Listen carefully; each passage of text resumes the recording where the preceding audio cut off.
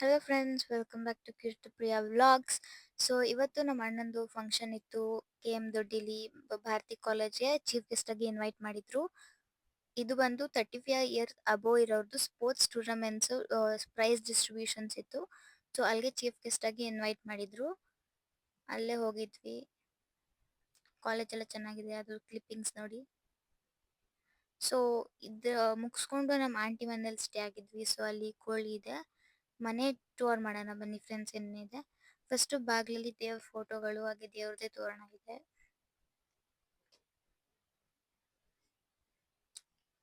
ಒಳಗ್ ಬಂದ್ರೆ ಇದು ಫುಲ್ ಹಾಲು. ತುಂಬಾ ಹಳೆ ಮನೆ ಫ್ರೆಂಡ್ಸ್ ಇದು.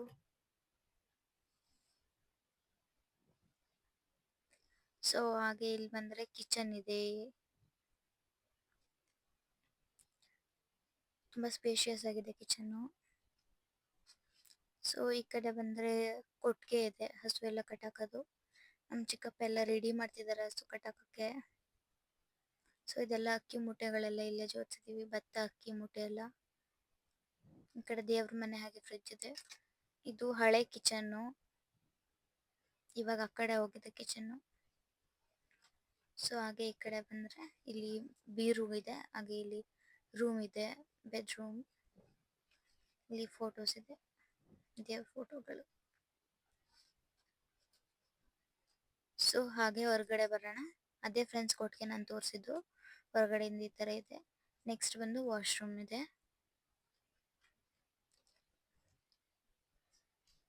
ನೋಡಿ. ಎಲ್ಲ ಇಲ್ಲ ಆಚೆ ಕೂತಿದ್ವಿ. ಸೊ ನೋಡಿ ಫ್ರೆಂಡ್ಸ್, ಇವ್ರ ಹತ್ರ ಇದ್ದಿದ್ದ ಹಸುಗಳು, ಎಮ್ಮೆಗಳೆಲ್ಲ ಸಾಕೊಂಡಿದ್ದಾರೆ.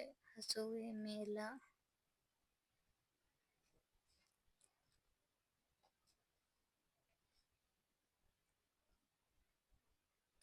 ಕೋಳಿಗಳು ಕೂಡ ಇವೆ, ಮೇಕೆಗಳು ಇವೆ. ಸೊ ಹಾಗೆ ಫ್ರೆಂಡ್ಸ್, ಇವರೇ ಭತ್ತ ಬೆಳೆದಿದ್ರು. ಸೊ ಆ ಭತ್ತದ ಕ್ಲಿಪ್ಪಿಂಗ್ ಹಾಕಿದೀನಿ ನೋಡಿ ಫ್ರೆಂಡ್ಸ್. ಚೆನ್ನಾಗಿ ಬಂದಿದೆ ಈ ಸರ್ತಿ ಭತ್ತ ಇವ್ರದ್ದು. ಸೊ ಇವಳು ನಮ್ಮ ಕಸಿನ್, ಇವ್ರದೇ ಮನೆ ಫ್ರೆಂಡ್ಸ್, ಖುಷಿ ಅಂತ. ಪಾತ್ರೆ ಬೆಳಗ್ತಿದ್ದಾಳೆ ಈಗ, ಅಡುಗೆ ಮಾಡಬೇಕು ಅಂತ. ಸೊ ಅವತ್ತಿನ ದಿನ ಎಲ್ಲ ಮುಗಿಸ್ಕೊಂಡು ಮತ್ತೆ ನೆಕ್ಸ್ಟ್ ಡೇ ಬೆಳಗ್ಗೆ ಎದ್ದು ತಿಂಡಿ ಮಾಡಿದ್ವಿ, ಹಾಗೆ ಹೊರಟ್ವಿ ಹೊರಗಡೆ. ಸೊ ಇವತ್ತು ಎಲ್ಲಿ ಹೋಗ್ತಿದೀವಿ ಅಂದ್ರೆ ಚಿಕ್ಕರ್ಸಿನ ಕೆರೆ ಹತ್ರ ಒಂದು ದೇವಸ್ಥಾನ ಇದೆ. ಸೊ ಅದಕ್ಕೆ ಅಂತ ಹೋಗ್ತಿದ್ವಿ. ಇದು ಬಂದು ಕಾಲಭೈರೇಶ್ವರ ದೇವಸ್ಥಾನ. ಸೊ ಇಲ್ಲಿ ನಮ್ಮ ಅಕ್ಕ ಬಂದು ಕುಂಬಳಕಾಯಿ ದೀಪ ಹರಿಸ್ತಿದ್ರು. ಸೊ ಅದಕ್ಕೆ ಎಲ್ಲ ರೆಡಿ ಮಾಡ್ಕೊಂತಿದ್ದಾರೆ. ಹೆಂಗ್ ಹರ್ಸೋದು ಅಂದ್ರೆ ಕುಂಬಳಕಾಯಿ ಎಲ್ಲ ಅರ್ಧ ಕಟ್ ಮಾಡಿ ಒಳಗಡೆ ಇದ್ದಿದ್ದ ಫಿಲಿಂಗ್ಸ್ ಎಲ್ಲ ತೆಗ್ದ್ಬಿಡ್ಬೇಕು. ಫಿಲಿಂಗ್ಸ್ ಎಲ್ಲ ತೆಗೆದು ಅದನ್ನ ನೀಟಾಗಿ ಒಂದು ತಟ್ಟೆಯಲ್ಲಿ ಪ್ಲೇಸ್ ಮಾಡಬೇಕು. ಕುಂಬಳಕಾಯಿ ಒಳಗೆ ಅದು ದಪ್ಪದು ದೀಪ ಬರುತ್ತೆ ಫ್ರೆಂಡ್ಸ್, ಅದಕ್ಕೆ ಅಂತಾನೆ ಇರುತ್ತೆ. ಸೊ ಅದನ್ನ ತೆಗೆದು ಒಳಗೆ ಇಡಬೇಕು, 2 ಪೀಸ್ ಒಳಗೆ ಇಡಬೇಕು. ಇಟ್ಮೇಲೆ ಎಣ್ಣೆ ಹಾಕೋಬೇಕು. ನೀಟಾಗಿ ದೀಪ ಎಲ್ಲ ಸೆಟ್ ಆಗಿ ಕುತ್ಕೊಂಡು ಬತ್ತಿ ಎಲ್ಲ ಎಣ್ಣೆ ಆಗಿ ಇರಬೇಕು. ಸೊ ಹಾಗೆ ಹೂವು ಎಲ್ಲ ಜೋಡಿಸ್ಕೊಂಡಿದೀವಿ. ಎಲೆ ವಿಳ್ಯದೆಲೆ ಮತ್ತೆ ಬಾಳೆಹಣ್ಣು ಕೂಡ ಇಡಬೇಕು.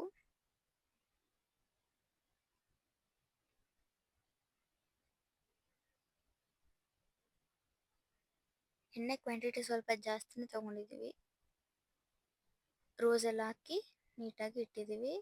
ಸೊ ಅದಕ್ಕೆ ಹಾಗೆ ಅರಿಶಿನ ಕುಂಕುಮನೂ ಇಡಬೇಕು. ಕುಂಬಳಕಾಯಿ ಸುತ್ತ ಅರಿಶಿನ ಕುಂಕುಮ ಇಡಬೇಕು.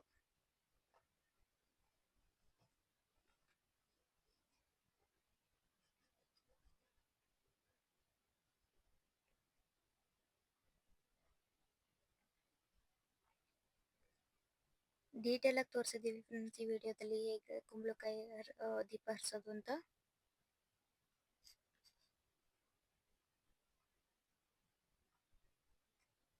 ಎಲ್ಲ ರೆಡಿ ಆಯ್ತು. ಸೊ ಇವಾಗ ದೀಪ ಹರಿಸ್ಬೇಕು.